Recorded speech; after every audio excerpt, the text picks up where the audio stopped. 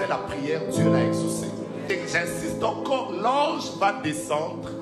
L'ange va descendre là où était.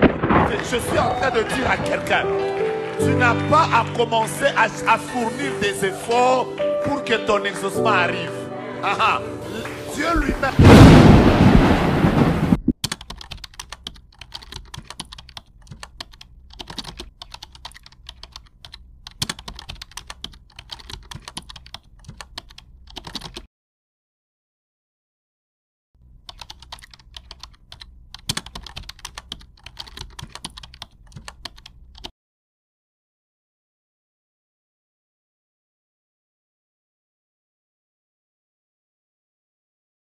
L'exaucement.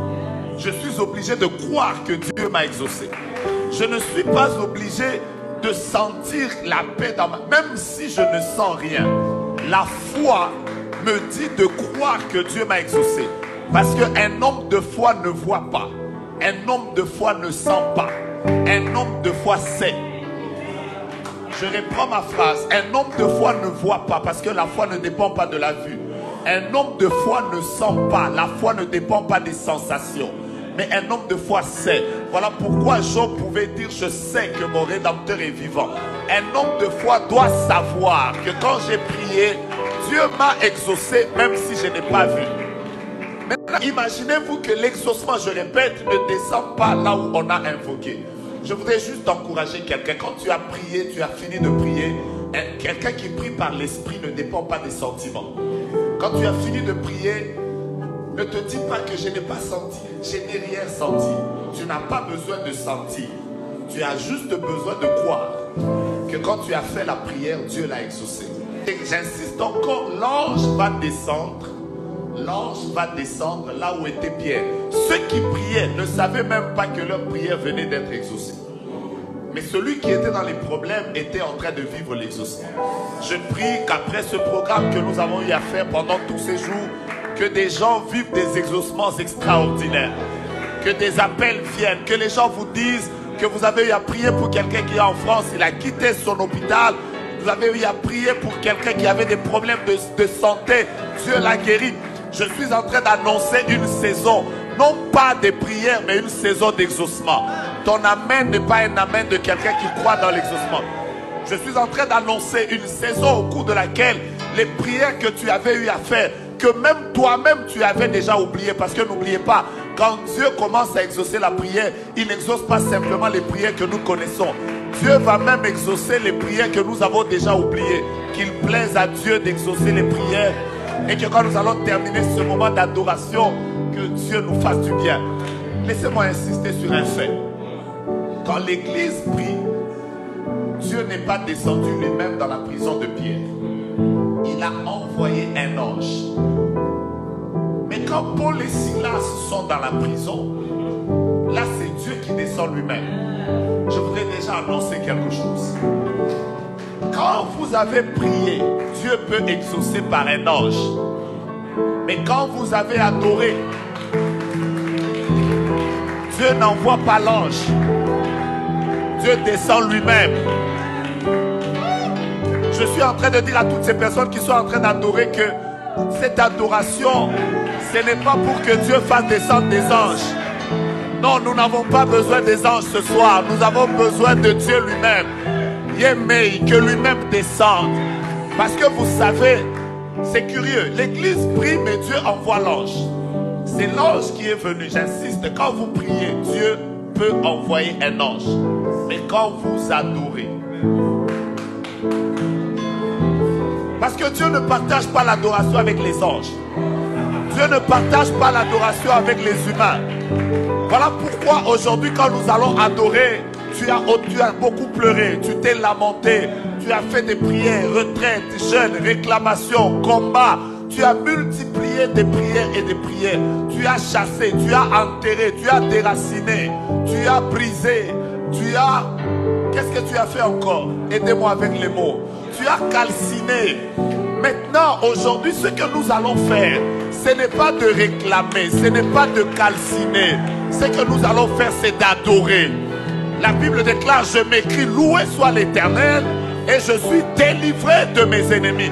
Que le Dieu qui siège au milieu de la louange et de l'adoration descende, règne, détruise les plans de ténèbres, ouvre les portes, libère sa gloire et que des grands exaucements s'effacent.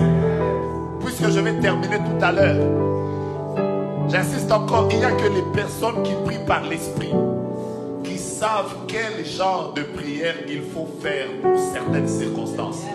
Toutes les prières ne sont pas des prières d'intercession. Toutes les prières ne sont pas des prières de combat. Toutes les prières ne sont pas des prières de supplication. Il arrive des moments où le Seigneur, quand tu pries par l'esprit, il te dira ne pleure pas, acclame. Pousse des cris de joie, adore. Je voudrais dire que les personnes qui prient par l'esprit savent exactement quel genre de prière il faut faire en toutes circonstances. Mais je continue en vous disant que Pierre sort de la prison. Il sort de la prison par un ange qui descend. Quand l'ange descend, ça ce sont les effets de la prière. Ma prière est que les choses que nous sommes en train de faire maintenant, de déclarer maintenant arrivent. Quand l'ange descend de la prison, il trouve un homme qui est entouré par 4 escouades de 4 soldats chacune. Ça fait déjà 16. Et il est à côté de lui, il a 2 militaires qui le gardent. Ça fait déjà 18. Il est entouré de 18 personnes. Mais quand l'ange descend, ce qui est bizarre, c'est que toutes ces personnes sont en train de dormir. Laissez-moi annoncer un sommeil qui tient 18 personnes. Quel sommeil! Je suis en train de déclarer maintenant que vos ennemis, les personnes qui vous combattent, les personnes qui ont toujours retenu votre santé, votre mariage, j'ai une bonne nouvelle, il leur arrive de dormir. J'aimerais que quelqu'un dise à son voisin, mes ennemis, il leur arrive de dormir. J'aimerais que celui qui est en train de nous suivre maintenant dise, mes ennemis, il leur arrive de dormir. Même le plus grand sorcier, il lui arrive de dormir. Oh, c'est ma tante, c'est mon oncle, c'est ceci. Il leur arrive de dormir. En fait, je suis en train de dire que vos ennemis ont des faiblesses. Il y a une seule personne qui ne dort ni ne sommeille. Il y a une seule personne qui ne dort ni ne sommeille. La Bible déclare, celui qui veille sur Israël ne dort ni ne sommeille. Alors que eux dormaient. C'est quand eux dorment que Dieu travaille. Et vous vous imaginez que l'ange ne se précipite pas. Il ne dit pas à Pierre, cours. Il ne dit pas à Pierre, nous ne sommes pas dans 24 heures chrono. Parce que l'ange ne délivre pas comme Jack Bauer. L'ange délivre à la manière de Dieu. Vous vous imaginez, l'ange n'est même pas pressé. Il dit à Pierre, prends tes sandales. Prends ton manteau, habille-toi, prends ta ceinture, habille-toi calmement. Ne sois pas pressé. Je suis en train de dire que mon frère, quand Dieu va commencer à exaucer, ne sois pas aussi pressé. Récupère ce qui est à toi. Parce que la prière est la seule clé qui emmène la restauration. J'ajoute que la prière est la seule clé qui permet à ce que tout ce que ton ennemi avait déjà volé revienne dans ta vie. Et pendant que je parle, je déclare au nom de Jésus-Christ que ce qui est à toi va te revenir. En d'autres termes, ton ennemi n'a rien pris. Il suffit simplement que tu entres dans la prière. Ce qui est à toi te reviendra. Et l'ange sort avec Pierre. Il commence à sortir. Ce qui est bizarre, c'est que les premières portes, il les ouvre avec leurs efforts. Les premières portes, c'est Pierre qui ouvre, je ne sais pas, c'est l'ange, mais les premières portes, c'est eux qui les ouvrent. Mais la porte la plus dure, c'est celle qui s'ouvre d'elle-même. Quand la prière commence à travailler, quand la prière commence à travailler, ce qui est bizarre, c'est que c'est là où tout le monde pensait que tu ne sortiras pas. C'est par là que tu sortiras facilement. Mais je termine en vous disant ça. Je termine en vous disant ça. Et ça, c'est ma déclaration. Avant que nous ne puissions prier. Aujourd'hui, je ne voudrais pas que tu pleures. Tu as déjà beaucoup pleuré. Aujourd'hui, je ne voudrais pas que tu cries. Tu as déjà beaucoup crié. Je voudrais simplement que tu tournes vers le Seigneur et que tu l'adores. Mais suivez-moi bien. Quand Pierre sort de la prison, l'ange le quitte. Mais lui-même réfléchit. C'est un pasteur. En tant que pasteur, dans la même ville, il avait beaucoup de bandits. Il avait beaucoup de personnes chez qui il pouvait aller. La Bible déclare, après être rentré en lui-même, il réfléchit. Il réfléchit, il dit, je dois aller chez quelqu'un. Mais curieusement, il ne va pas chez des personnes qui dorment. il va exactement à l'endroit où ces personnes étaient en train de prier. Je voudrais dire que les hommes peuvent oublier l'adresse de la personne qui a prié, mais l'exaucement n'oublie jamais, jamais l'adresse de la personne qui a prié. Je voudrais que quelqu'un mette sa main droite en l'air et déclare avec moi: mon exaucement connaît mon adresse. Je ne t'entends pas dire avec moi: mon exaucement connaît mon adresse. Dis-le encore: ma bénédiction connaît mon adresse. Figurez-vous que Dieu, quand il exauce la prière de Élie au torrent de Kérit, il lui envoie les corbeaux avec le pain et la viande. Et tout le monde sait que parmi les nourritures préférées du corbeau, il y a la viande. Ma question, c'est pourquoi est-ce que le corbeau n'avait pas mangé la viande d'Élie?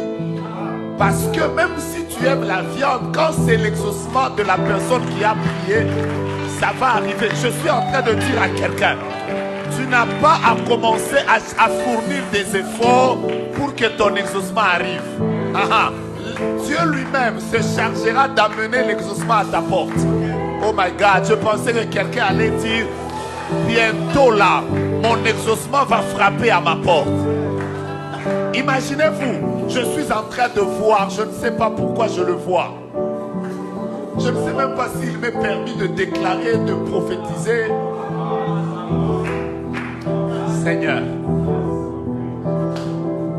il y a des exaucements qui vont frapper à votre porte.